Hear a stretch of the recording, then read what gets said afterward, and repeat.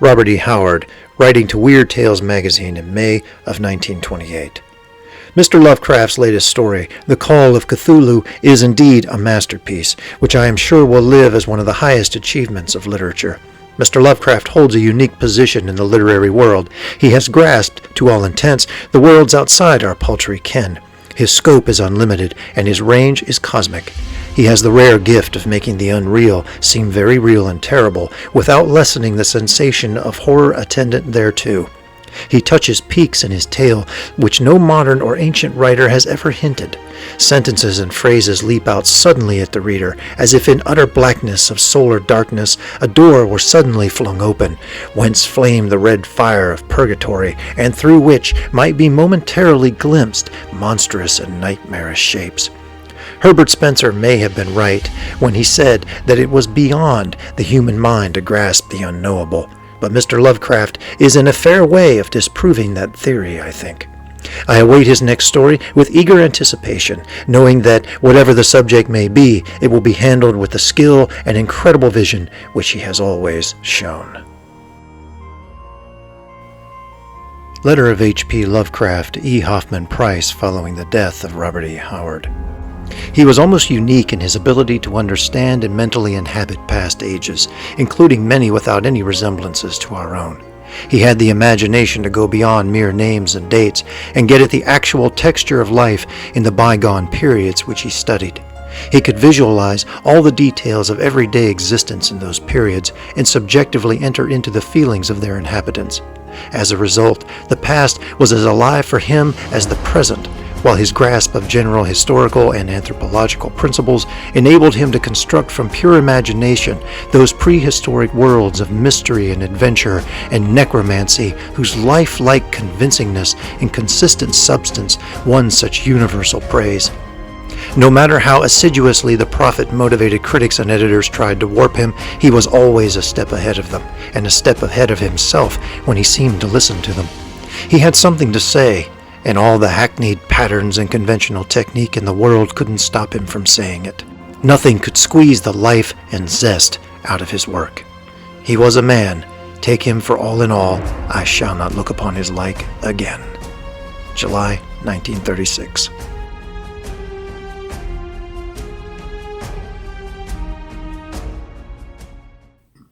Hello and welcome, or welcome back, as the case may be, to the Atlantean Archive. Hope you're doing well, and thank you for stopping by the channel. I wanted to get into a discussion today comparing and contrasting the work of H.P. Lovecraft with Robert E. Howard. Now, these guys I would consider basically to be the grandfathers of modern science fiction, horror, and fantasy literature.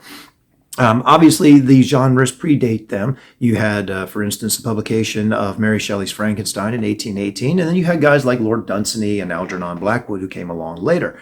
But their works have, for the most part, been forgotten. I mean, everyone remembers Shelley and Frankenstein, but guys like Blackwood and Lord Dunsany, not as much. If you ask your average person on the street who may enjoy science fiction and horror today, they're not going to know those names or what those guys created, anything about their stories. There were even a lot of contemporaries with Robert E. Howard and H.P. Lovecraft who were writing to magazines like, submitting to magazines like Weird Tales and Amazing Tales back in the 20s and 30s, who have largely been forgotten in the stories they created as well. Clark Ashton Smith is probably the most notable of those. Unfortunately, H.P. Lovecraft actually considered Smith to be the best writer of the era, which is high praise coming from him when you know how exacting Lovecraft's standards were when applied to literature. So I would say Howard and Lovecraft, really, to this day, they stand out. If you go out on the street and you ask somebody, have you heard of Robert E. Howard? Have you heard of H.P. Lovecraft? You're more than likely, you're going to get more response to that than Dunsany or Algernon Blackwood. And even if they don't know those names, if you ask them, have you heard of Cthulhu? They'll probably have heard of it. Even if they don't know what it is, they'll probably have heard of that. Or if you ask them, do you know who Conan is? Conan the Barbarian or Conan of Samaria? A lot of hands are going to go up then. A lot of people know that. So they created certain things, certain worlds and characters that have come down to us and have forged a legacy that have contributed heavily to modern science fiction, horror, and fantasy. So I wanted to get into them, and specifically a comparison and contrast of what you could call the mythos stories. The mythos is a term technically applied to the works of H.P. Lovecraft, the Cthulhu mythos, based on Cthulhu, the alien character that he created. And stories, of course, there's an entire genre of subgenre of literature that's referred to as Lovecraftian, or at the very least, elements in storytelling that are referred to as Lovecraftian, often a Lovecraftian atmosphere or a Lovecraftian monster or something like that. Those are kind of terms you'll hear. And although it's attributed to Lovecraft, others dabbled in it as well. Clark Ashton Smith dabbled in that. And Robert E. Howard contributed some stories that are also considered mythos stories. So again, just to get into this, I think maybe the best way to kind of launch into it, to illustrate the similarities and differences in Robert E. Howard and H.P. Lovecraft would be to start with a simple little story. Let's assume for a minute that you are a little boy or a little girl, you're being tucked into bed one night, and your dad is H.P. Lovecraft. Lovecraft comes in to tuck you into bed, and you look up at him and you say, "Daddy, I'm afraid the boogeyman's under my bed." And H.P., he's going to sit down on the bed with you and stroke your hair and say to you, "The boogeyman has always been under your bed, dear one. He's under everyone's bed, but the boogeyman is asleep at the moment. And if you're very quiet and you hold very still, and certainly don't go rummaging under the bed, by all means don't do that. Don't do anything to disturb him. He may go on slumbering for countless ages to come, and you may be all right, you may survive, but there's also the possibility you might not. Sleep well." That's H.P. Lovecraft. Now, let's switch gears. Your dad is Robert E. Howard. Comes in to tuck you in for the night, and you look up at him and say, "Daddy, I'm afraid the boogeyman's under my bed." And Robert E. Howard is going to pull out a 4-foot-long Atlantean sword and go, "Is he now? Well, I'll just reach under there and drag the cowardly dog out and split his skull. And after that, son, daughter, we will share a flagon of wine and sing a victory song. By Crom." That's Robert E. Howard's approach to it. Now, that's the best way that I can encapsulate the differences between these two guys. There's a whole lot of similarities between them in the mythos stories that they created. And while you could argue, is it the same universe that they both worked in? I don't know that you could say that, but certainly parallel universes. And maybe Howard intended to create some of his stories that actually did fit in with H.P.'s timeline. I don't necessarily know. They didn't get together and flesh these out. As a matter of fact, they did correspond a great deal. They were friends, but they never actually met one another, and neither one of them lived long enough to create this corpus and then later on come back and classify it at a time when people were interested in that sort of thing and reviving interest in their work, such as happened in the 1960s. So we don't know how Howard and Lovecraft themselves would have looked at that. Is this the same universe? Is it parallel? Whatever. But let's just say that they played in each other's sandbox some. Each one of them wrote stories about an ancient history that is mostly veiled from the eyes of modern man. And they wrote about lost continents, lost civilizations. They wrote about books that contained hidden things, that talked about hidden themes, that referred to these ancient civilizations and nameless types of fears. With H.P. Lovecraft, you had the Necronomicon of the mad Arab Abdul al-Hazred, and that was used by others as well. Clark Ashton Smith referred to that. Robert E. Howard refers to the Necronomicon in a story of his called The Fire of Ashurbanipal. Robert E. Howard also had a forgotten book, or a book, I should say, of forgotten tales, magic and that sort of thing, that he referred to. This one, if I remember correctly, if my German is all right here, this is the Unaussprechliche Kulten. I'd have to look at that. Let me just check real fast. Unaussprechlichen Kulten. Excuse me. Unaussprechlichen Kulten. Which is German for unspeakable cults. So forgive me if I slaughtered that German pronunciation, by the way. I had a year of it in college, but it was a long time ago. So you had them playing in each other's universe, and Lovecraft refers to the Kulten in his book, The Haunter in the Dark. So you've got some back and forth on that. They're both using these books that have come down with ancient knowledge, hidden knowledge, dark secrets, all this sort of thing. They both use those kinds of motifs. They both dealt with creatures that were at times maybe half human, half something else. They dealt with creatures that were straight up alien. They dealt with things that for the most part dwelt in the dark. The worlds that they created are not overrun by these things. In the past, they were. In the past, the world belonged to creatures like these. You go back into, for instance, Robert E. Howard's Cull stories, and he will talk about the serpent men who at one time dominated mankind before they were driven into the shadows. H.P. Lovecraft talks about the elder gods, these ancient aliens that came from the far corners of the universe, fought wars for domination amongst themselves, built cities across the earth in continents that have now either sunk into the ocean or been forgotten. And the characters that he has, his narrators in his stories, are often going around finding clues to these things. The Call of Cthulhu, there's an idol that turns up in the shape of this creature, and his narrator, Lovecraft's narrator, finds out that there's a cult, and it's spread all over the world that's dedicated to this creature.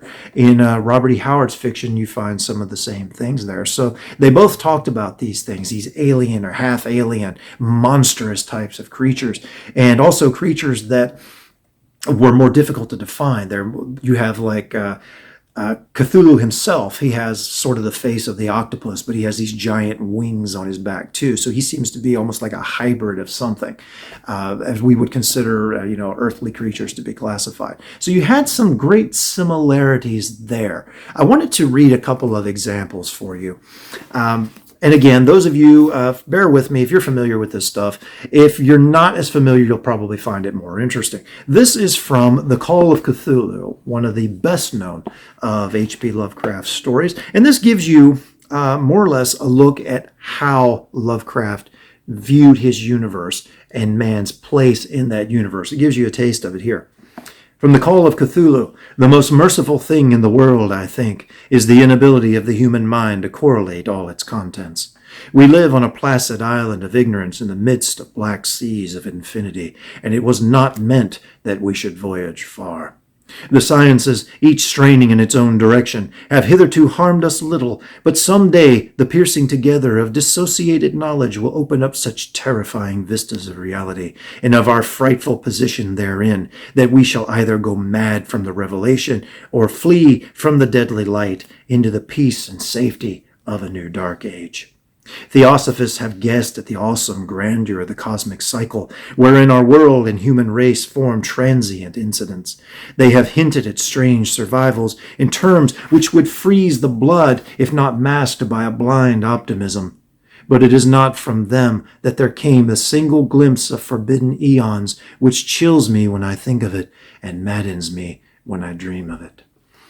This is a constant theme with Lovecraft, the idea that in these past ages, these crazy creatures existed and even still exist in the dark places of the world. They've been pushed back to the periphery in some nebulous way. They fought wars amongst one another. Cthulhu himself is in a great slumber waiting to be awakened at some point.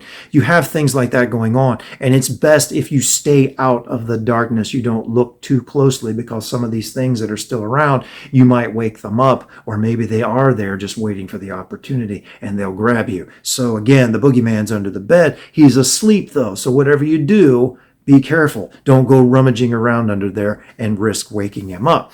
Now I wanted to just show you a couple of comparisons from the writing of Robert E. Howard and just how he touches on this. First, in The Fire of Ashurbanipal, he says it this way: Clarny heard no sound, but he sensed the presence of a horrific evil too grisly for human comprehension, of an invader from outer gulfs and far black reaches of cosmic being. A deadly cold pervaded the chamber, and Steve felt the glare of inhuman eyes through his closed lids and freeze his consciousness. If he opened his eyes, he knew stark black madness would be his instant lot. And that's the thing with many of Lovecraft's stories. This sort of thing, if you get too close, if you learn too much, if you see these horrors for what they really are, the result would be madness. Of course, one of his most famous stories is At the Mountains of Madness. And he talks about how he and his narrator there and some others are just overwhelmed by what they're seeing, just the hideousness of it, the inhumanness of it, including the city that they come, the Cyclopean city, as he refers to. That's a very Lovecraftian word, Cyclopean, which has geometry, which is plainly not human, which tasks the mental faculties of the average person and would drive them stark raving insane if they stared at it for too long. That's a huge thing with him. And you see this here in Howard as well. This one, The Black Stone, this is one of Howard's straight up mythos stories. In this story, his narrator is traveling, and he happens upon what he later on talks about as being the ghostly reenactment of an ancient ceremony where an ancient god thing or thing that was worshipped as a god is brought back, and you have a cult which engages in all sorts of rituals, sort of like Lovecraft's Cthulhu cult. And this person sees this happening in a ghostly reenactment. At the very end of the story, Howard says this: "That horror has faded into the limbo from which it crawled loathsomely in the black dawn of the earth. But what of the other fiendish possibilities hinted at by von Junst," the man who wrote a book that his character reads? "What of the monstrous hand which strangled out his life? Since reading what Salim Bahadur wrote, I can no longer doubt anything in the Black Book. Man was not always master of the earth, and is he now? And the thought recurs to me, if such a monstrous entity as the master of the monolith somehow survived its own unspeakably distant epoch so long, what nameless shapes may even now lurk in the dark places of the world?" And in this story, this deity these people are worshiping has the head of a toad. I think Howard had a thing about toads. If you read his Conan story, Xuthal of the Dusk, you get this: "Nauseated with horror, Natala twisted about and dared to look fearfully in the direction the black shape had carried Thalis. She saw nothing, but she sensed an unseen peril, more grisly than she could understand. She fought against a rising tide of hysteria. Her bruised wrists, her smarting body were forgotten in the teeth of this menace, which she dimly felt threatened not only her body, but her soul as well. She strained her eyes into the blackness beyond the rim of the dim light, tense with fear of what she might see. A whimpering gasp escaped her lips. The darkness was taking form. Something huge and bulky grew up out of the void. She saw a great misshapen head emerging into the light. At least she took it for a head, though it was not the member of any sane or normal creature. She saw a great toad-like face, the features of which were as dim and unstable as those of a specter seen in the mirror of nightmare." That is straight up Lovecraftian right there. Just like his story from The Black Stone, The Fire of Ashurbanipal, very Lovecraftian themes. The idea of something that is just plainly unnatural, something that could drive you to madness with a single glance. That's the Lovecraftian ideal. So that's basically what they have in common, how they go at these stories together. And I think it's a credit, I should say this is maybe controversial, but I think it's a credit to Robert E. Howard in that he displays a little bit more versatility than H.P. Lovecraft does. If you're new to Lovecraft, some people who are new to him, I should say it this way, find his works difficult. They find it difficult to navigate it because Lovecraft uses this, what some people would call purple prose, this very exalted form of writing. Lovecraft was an artist, whereas some people paint on canvases and sculpt like his friend Clark Ashton Smith did so well. Lovecraft painted with words. He was a sculptor of words, and he took them very seriously. So his writing is very dense. His stories tend to be slow. They draw the reader in. If you're a patient reader, if you've got a longer attention span, they'll draw you in with this atmosphere that he intends to create in all of his descriptions of the places and the creatures that he deals with. Robert E. Howard showed an ability to deal in that same kind of genre. Now, he didn't write in the same exalted type of prose that H.P. Lovecraft did, but he could still write very well in that genre. People who only know him from his Conan stories, for instance, may not be aware of just how good a writer he really could be, although some of his Conan stories contain some amazing description and some amazing passages. The opening to The Phoenix on the Sword, I did a video on that. absolutely brilliant. One of the most brilliant openings I've ever read anywhere. Pigeons from Hell is another great story. The Black Stone that I just quoted from is a very well-written story. It's a very dark and kind of brutal story in his description of the cult, but it's very well done. Howard was, I think, the more versatile of the two writers. He wrote in all kinds of other genres as well. He wrote boxing stories, westerns, and that sort of thing. I don't see H.P. Lovecraft being able to credibly write, say, a Conan story. But you can see Robert E. Howard being able to very capably write a Mythos story. So that's just an observation I throw out there. Again, if you don't know too much about the men, you're just getting used to their writing. Now, where they contrast, not only with Howard's versatility, but their basic attitude. Again, in Lovecraft's fiction, man is at the mercy of these creatures if they ever break forth on the world again. Man right now is enjoying this period of time when the elder gods, the old ones, as Lovecraft refers to them, have for one reason or another been pushed back into the shadows. But he makes it clear that if you go digging into those shadows too much, you can awaken these things and they'll snatch you. Or it seems like whatever periphery they have been driven back to beyond the boundaries of the world, this is very thin, it's very nebulous.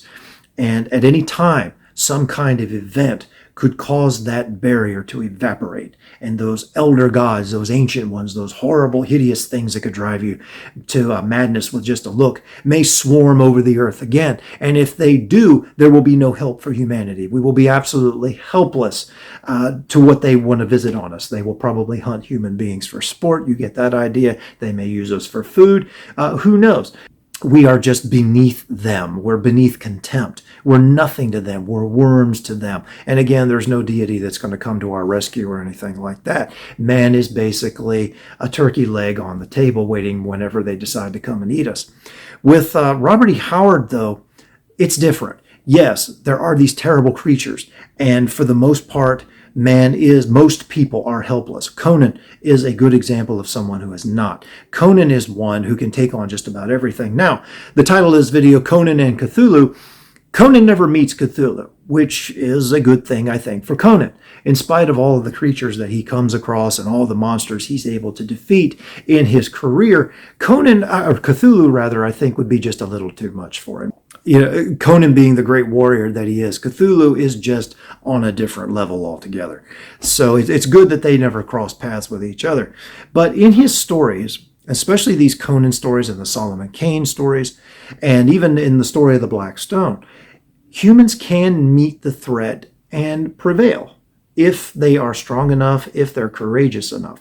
One of Robert E. Howard's very best Conan stories, one of his best stories, period, The Tower of the Elephant, and I did a review on that one as well if you're interested in going back to take a look at that.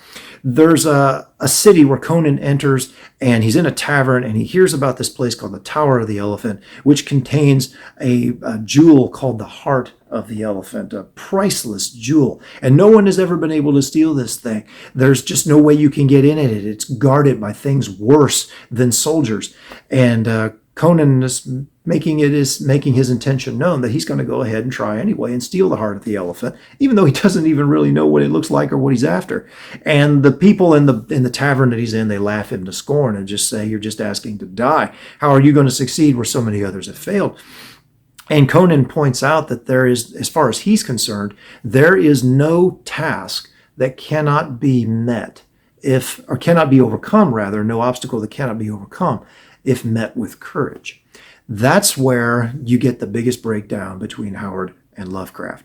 In Howard's stories, man is not helpless. Man can choose, as I said in my stupid little introduction there, man can choose to pull out the sword and drag the boogeyman out from under the bed and go ahead and hasten the confrontation and have it on his own terms, if he so chooses.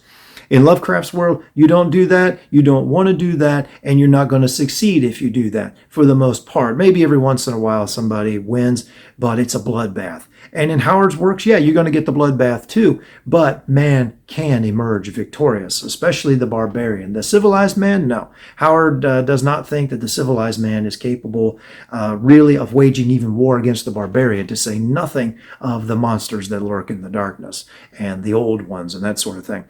Howard also maybe has a little bit of a different view in that there are some forces that can come to man's aid. In one of his stories, the god Mitra actually answers a princess's call for help and actually directly points her at Conan. There's your barbarian. There's the guy that can help you. Don't look around in civilization. That's the person you need, the one who comes from outside, the one who knows how the world really is. Then you also have instances where there are certain kinds of magic that are brought to help. The Scarlet Citadel, Conan is assisted by an ancient wizard who brings his use of the dark arts to his aid. You also get certain other stories in the Cull stories.